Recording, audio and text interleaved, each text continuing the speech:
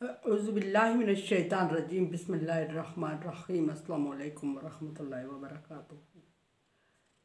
सूरह मोमिनून है मेरे सामने और सूरह मोमिनून की आयत नंबर 15 है, पारा नंबर 18 है और रुकू नंबर 1 है। आयत नंबर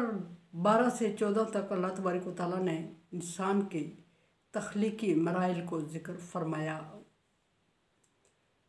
कबल अज़ पैदाइश और बाद अज़ पैदाइश। बाद अज़ पैदाइश अल्लाह तबारक व तआला ने फरमाया कि फिर अल्लाह तबारक व तआला ने उसको तख्लीक फरमा के हुस्न दिया, खूबसूरती दी और अच्छा तख्लीक करने वाली ज़ात है अल्लाह तबारक व तआला की और बाबरकत ज़ात है। बाबरकत के मानी यहाँ उम्र में बरकत और उसकी अच्छाइयों और भलाइयों में बरकत। अल्लाह तबारक व तआला की सिर्फ बरकत वाली ज़िक्र हुई है, तो उसको अगर इंसान के साथ मंसूब किया जाए तो इंसान की उम्र में बरकत और इंसान की सिफ़ात और क्वालिटीज़ में और इंसान के अमाल में बरकत मुराद ली जाएगी। और फिर अहसन हाल फरमाया, और अहसन का मतलब इंसान की खूबसूरती और मजबूती की तरफ इशारा है।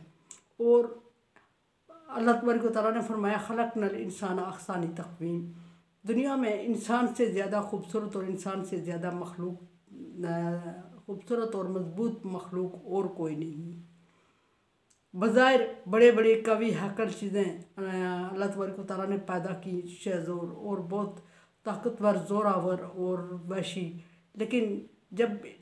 गौर किया जाए तो इंसान उन पर ताकत और कुदरत रखता है और वो इंसान के इशारे पे चलती हैं। और ऐसी बड़ी चीज़ें इंसान के इशारे पे चल रही होती हैं जो बज़ाहिर अगर नज़र दौड़ाई जाए तो इंसान को एक सांस में ख़त्म कर दें, लेकिन वो इंसान के मोहताज होती हैं। ये अल्लाह तबारक व तआला की कुदरत कामिला है। और इस तरह अल्लाह तबारक व तआला ने इल्म और अक़ल के ज़रिए इंसान को बड़ी बड़ी चीज़ों पर कुदरत दी, फ़ोक़ियत दी, ताकत दी और बड़ी चीज़ों को उनके ताबे किया। इवन के फरमाया कि सूरज, चाँद, तारों को अल्लाह तबारक व तआला ने इंसान के ताबे और फरमाबरदार कर दिया। इससे मुराद यह है कि इंसान इनसे फ़ायदा उठाता है वक्तन फ़क्तन और जिस तरह चाहता है भरपूर फ़ायदा, जैसे सूरज से एनर्जी हासिल करना, रोशनी हासिल करना। और अब तो मुकम्मल ताबे इस तरह हो गया है कि इसको सोलर लाइट हासिल करना और बहुत सारी और चीज़ें, इनसे रास्ते और रहनुमाई हासिल करना, ये सारी चीज़ें इंसान के ताबे और फरमाबरदार होने की दलील है। और फिर फरमाया यहाँ के आयत नंबर 15 में अल्लाह तबारक व तआला ने इंसान की मौत की तरफ, बिला आखिर हर अरूज को ज़वाल है और इंसान जब अपने अरूज को पहुँचता है तो फिर बाज़ दफ़ा अल्लाह तबारक व तआला ने इंसान को अरूज के बाद उसको अर्ज़लिल उमर फरमाया कि उसको पुरानी हालत पर लौटा दिया। और फिर ये फरमाया आयत में कि बाज़ को हम 2 टांगों पे चलने वाला, बाज़ को 4 टांगों पे और बाज़ औक़ात उसी को 3 टांगों में चलने वाला बना देते हैं। इंसान की माजूरी और ज़ईफ़ुल उमरी की तरफ इशारा फरमाया। और जब बच्चा होता है तो 4 टांगों पे 2 बाजू और 2 टांगों पे 4 पे चलता है, बड़ा होता है तो 2 पे चलता है और फिर बुढ़ापे में वो 2-3 पे या बाज़ औक़ात 4 पे आ जाता है। बाज़ दफ़ा जवानी में इंसान को अल्लाह तबारक व तआला ताकत छीन के इतनी माजूरी दे देता है कि वो 4 टांगों पे भी नहीं चल सकता और अल्लाह तबारक व तआला की दी हुई सेहत जैसी नेमत से महरूम हो जाता है। और उस वक्त वो गिले शिकवे करने लगता है, वकाना इंसाना अजूला वकाना इंसाना जहूला। इंसान नादान और इंसान जल्दबाज है। फिर फरमाया वकाना इंसान कफूरा, और इंसान नाकदरा है। जब इंसान के पास अनवा अक़साम की नेमतें होती हैं, सेहत होती है, दौलत होती है, रुपया पैसा होता है, औलाद होती है, हुस्न होता है, खूबसूरती होती है, तो इंसान अल्लाह तबारक व तआला की नेमतों का शुक्र अदा करने की बजाय कुफौरा हो जाता है, नाकदरा और नाशुक्रा हो जाता है, जल्दबाज हो जाता है, जहालत में आ जाता है और ऐसे काम कर रहा होता है, मनमानी कर रहा होता है और अल्लाह तबारक व तआला के अहकामात को खातर में नहीं लाता। जब यही नेमतें अल्लाह तबारक व तआला छीनता है तो उस वक्त इंसान शिकवे शिकायत करने लगता है और रोने धोने लगता है और अल्लाह तबारक व तआला के सामने गिड़गिड़ाने की बजाय वो शिकायत कर रहा होता है। यहाँ फरमा दिया कि इतनी बड़ी इतने छोटे ज़र्रे से शुरू किया हुआ इंसान जब इस मकाम पर पहुँचता है कि वो बड़ी बड़ी चीज़ों पे हुक्मरानी करता है इल्म और अक्ल के ज़रिए, सूरज चांद तारों को पढ़ता और उनसे फ़ायदा उठाता, उनको अपने ताबे करता है और उनसे भरपूर फ़ायदा उठाता है, और उस वक्त इंसान अकड़ा हुआ और मगरूर होता है। फिर फरमाया कि सुम्मा इन्नकुम, इंसान को औकात याद दिलाई कि उस वक्त को भी याद करो जब तुम एक ज़र्रे से पैदा किए और फिर मुख्तलिफ़ मराइल से, पैदाइश से पहले किन मराइल से गुजारा और फिर पैदाइश के बाद किन मराइल से गुजरे और कहाँ तक पहुँचे या नहीं पहुँचे, बाज़ पहुँचे और बाज़ नहीं पहुँचे, और फिर उन मराइल से गुजरने के बाद आखिरी मरला इंसान का जिक्र फरमाया,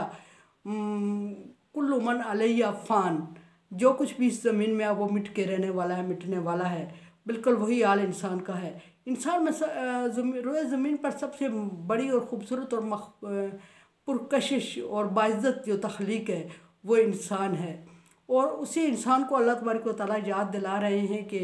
इतनी बड़ी नेमतों से गुजरने के बाद सुम्मा इन्नकुम बाद ज़ालिका लमय्यतून, यकीनन इसके बाद तुम मौत के मुंह में जाने वाले हो, दुनिया को छोड़ने वाले हो। और बेजारा मददगार उस वक्त इंसान जो बहुत बड़ी बड़ी दावे करता था, बहुत बड़ी फ़ौज रखता था, बहुत हल्का अहबाब रखता था और बहुत बड़ी बड़ी फैक्ट्रियाँ मिलें लगाता था, बहुत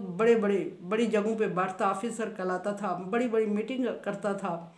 और बड़े बड़े दावे करता था, और बिला आखिर अल्लाह तबारक व तआला उसको उस वक्त तक पहुंचा देते हैं कि कुछ भी नहीं करने वाला गूंगा बहरा और अंधा हो जाता है। और वो गूंगा बहरा और अंधा हो जाता है ही काफ़ी नहीं है, फिर इंसान मिट के रह जाता है और मिट जाता है। लमय्यतून, ज़रूर मौत के मुंह में चले जाओगे, मर जाओगे। और सुम्मा युमीतुकुम सुम्मा युहयीकुम सुम्मा इलैहि तुरजाऊन, एक ही दफ़ा ये ज़िंदगी का जिक्र हुआ है कि ऐसी बड़ी भरपूर ज़िंदगी देने के बाद कमज़ोर तरीन ज़िंदगी की तरफ लौटाया, और फिर इसके बाद तुमने ना सिर्फ इंसान ने बल्कि रुए ज़मीन पर पाई जाने वाली हर चीज़ ने फ़ना होना है, लेकिन इसलिए इंसान को खुसूसी ज़िक्र किया गया कि इंसान अशरफ मखलूक है, और इंसान को अल्लाह तबारक व तआला ने कुछ कुदरत, तो कुछ वसाइल और कुछ इख्तियारात दिए। बाकी तमाम मखलूक को अल्लाह तबारक व तआला ने बेख्तियार पैदा किया, कोई इख्तियार नहीं दिया। ये इंसान ही है जिसको अल्लाह तबारक व तआला ने गंदे से गंदे आइटम से पैदा किया, और फिर गंदे से गंदे आइटम से पलीद चीज़ से पैदा करने के बाद इस कदर इज़्ज़त और तौक़ीर दी कि वो दुनिया में जाना पहचाना और माना जाने लगा। और जाना पहचाना और माना जाने लगा तो फिर अल्लाह तबारक व तआला ने इसको कुफ्रा कह दिया कि ये नाकदरा है, कदर नहीं की उसने। और फिर अल्लाह तबारक व तआला ने उसको जब बुढ़ापे की ज़ईफ़ उम्र में पहुँचाया तो वो मजबूर और बेबस हुआ, नातवां हुआ और दूसरों के सहारे की ज़रूरत पड़ी। और उसके बाद फिर फरमाया कि यही नहीं बल्कि मय्यतून, मर भी जाओगे दुनिया में, और मर जाने का मतलब ये है कि दुनिया में तहस नहस और फना हो जाओगे, उसी मिट्टी का हिस्सा बन जाओगे जिससे उठाए गए थे, और उसी मिट्टी में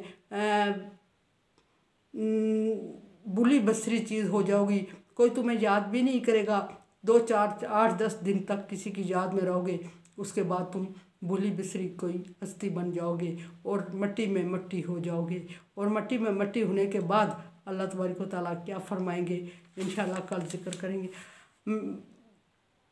अल कुरान समझे, चैनल को देखें, समझे और सब्सक्राइब करें और सदका जारिया में मेरा